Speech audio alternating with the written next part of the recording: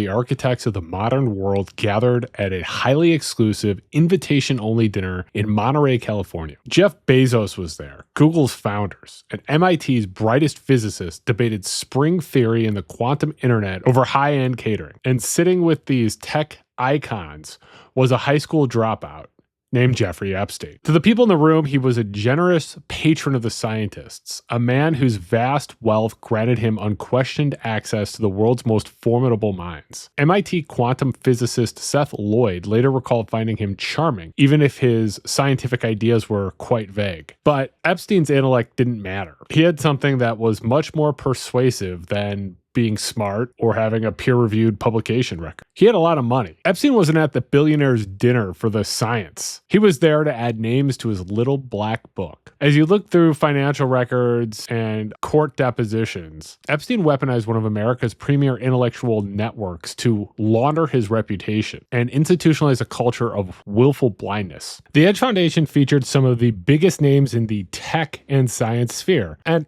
all of them attended dinners when Epstein was present after Epstein's 2008 conviction for trafficking. Elon Musk was there. Bill Gates was there. Paul Allen was there. And of course, Stephen Hawking was there. Noam Chomsky was a known member of the Edge Foundation. This system allowed a prolific trafficker to operate in plain sight using the cover of evolutionary biology and AI to legitimize his disturbing ideologies. And to understand how he did it, well, you have to look at the gatekeeper. John Brockman was a literary agent operating out of a Manhattan penthouse when he realized that scientists could be packaged, marketed, and sold as highly lucrative brands. In November 1991, Brockman cheered on the arrival of the Third Culture, a movement positioning scientists as the new public intellectuals. He founded the Edge Foundation to consolidate this movement, quickly turning edge.org into the world's smartest website. But the power of Edge is its gatherings. Brockman acted as a matchmaker, connecting brilliant, underfunded scientists with hyper-wealthy technocrats of Silicon Valley. Brockman understood modern academia's economic reality. Scientists are trapped in a perpetual pursuit of federal grant money, and private funding offers a shortcut. A single billionaire can write a check over a steak dinner that dwarfs a decade of National Science Foundation grants. And the billionaires crave the prestige that only proximity to world-class intellect could provide. Epstein understood how useful this network would be right away. He would make massive donations to the Edge Foundation to buy the keys to Brockman's kingdom. IRS filings reveal that between 2001 and 2015, Epstein funneled $638,000 into the foundation.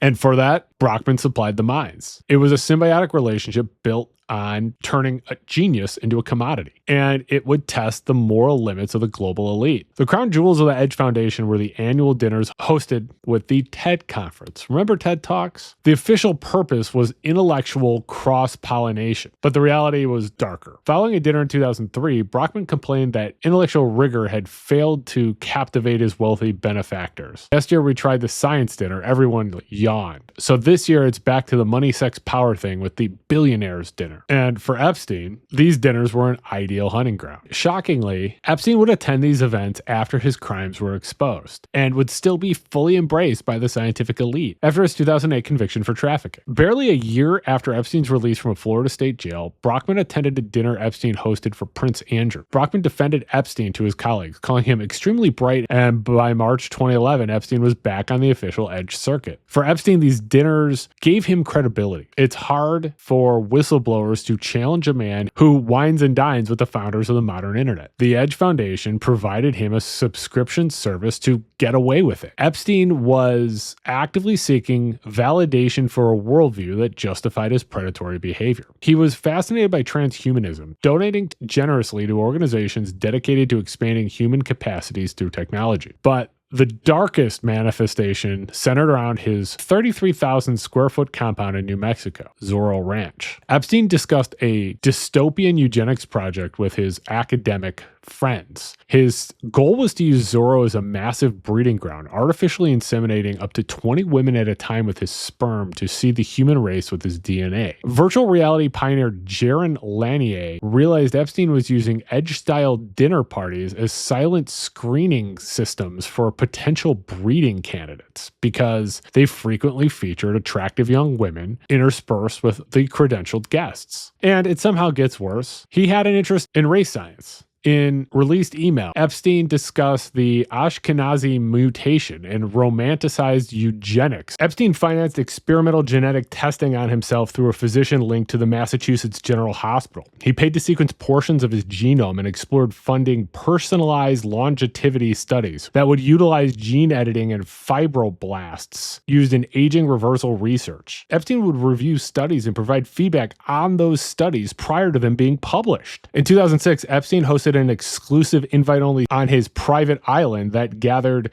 21 prominent physicists, including Stephen Hawking, to discuss the concept of gravity. In 2016, in an email with Noam Chomsky, Epstein insisted that there was a genetic basis for racial disparities in test scores, advocating for wide-scale genetic editing, a concept he called genetic altruism. Predators are obsessed with eugenics because it rationalizes their behavior, their dominance. They convince themselves that their unchecked desires are the natural byproduct of genetic superiority. Yet, the scientists didn't reject him. World-renowned figures routinely attended his lunches, providing legitimacy to a man whose primary goal was the systemic exploitation of women. The Edge Network operated on principles that marginalized women, accommodating Epstein's rampant misogyny as just a mere quirk of his genius. Jeffrey Epstein had massive influence over Edge's culture. Epstein would actively pressure to keep women out of Edge events. Roger Schenck, an AI theorist who was a member of the Edge Network, complained to Epstein that it is hard to be brilliant if you are worrying if you look fat, or wonder why another woman hates you, or why you don't own a Kelly bag. And Epstein would agree, replying, "It's a tale of distribution. No really smart women.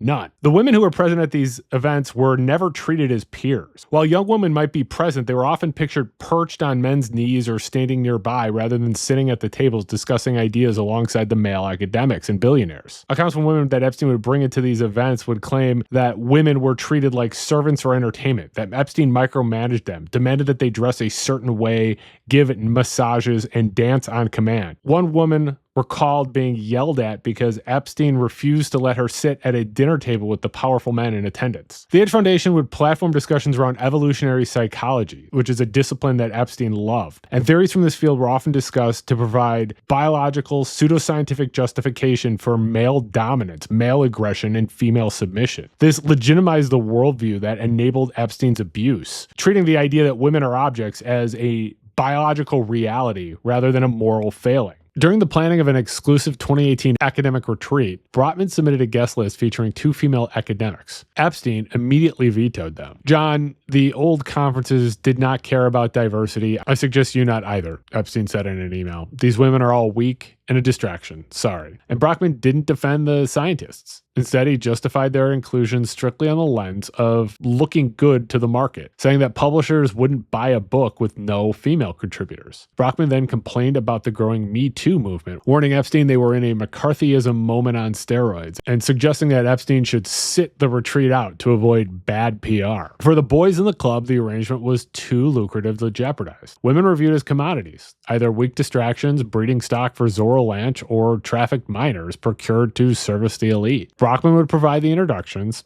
Epstein required the intellectual weight of the Ivy League to cement his legitimacy. And he found accomplices at Harvard and MIT. At Harvard, Epstein donated $6.5 million to establish the Program for Evolutionary Dynamics, run by Martin Nowak. And Epstein was buying something here. After he was convicted in 2008, Epstein maintained unrestricted access to a private office at this Harvard program for 9 years. He visited at least 40 times, routinely accompanied by young women he called assistants. Nowak was involved in rehabilitating his image, giving Epstein a key card and dedicating a 2006 textbook to him. The rot was at MIT too. MIT accepted approximately $800,000 directly from Epstein, while the MIT Media Lab got up to $8 million indirectly. Joy Ito directed the MIT Media Lab, kept Epstein's involvement off the official books, dismissing warnings about Epstein's predatory reputation because Epstein was really fascinating. When he was confronted by protesting students in 2019, MIT physicist Seth Lloyd said that taking hundreds of thousands of dollars from a PDF file was an act of grace, saying convicted criminals deserve our support. The universities would provide prestige and the professors would provide alibis. The gravity of Epstein's network was so large that it eventually pulled in Noam Chomsky. Yeah, the guy who built his career critiquing the capitalist elite. Emails showed that the two met multiple times and talked casually. In 2018, Chomsky officially hired Epstein as his financial advisor. Epstein transferred $270,000 to reorganize Chomsky's assets. Chomsky even forwarded drafts of sensitive emails to Epstein for approval, listening to Epstein's suggestions without questioning them. When the press began closing in on Epstein in early 2019, Epstein reached out to Chomsky for PR advice. Chomsky advised him to ignore it, complaining about the hysteria that has developed about abuse of women. He was acting as a shield for a predator. Epstein's network would operate as a honeypot, using the allure of scientific advancement to compromise powerful men. By funding intellectual retreats and providing private jets, Epstein placed the elite in environments entirely controlled by his operation. When the trap closed, it revealed a web of mutual protection and potential blackmail. For example, Virginia Giuffre, one of Epstein's victims, testified that she was explicitly directed by Epstein to have sex with Marvin Minsky, the MIT mathematician, the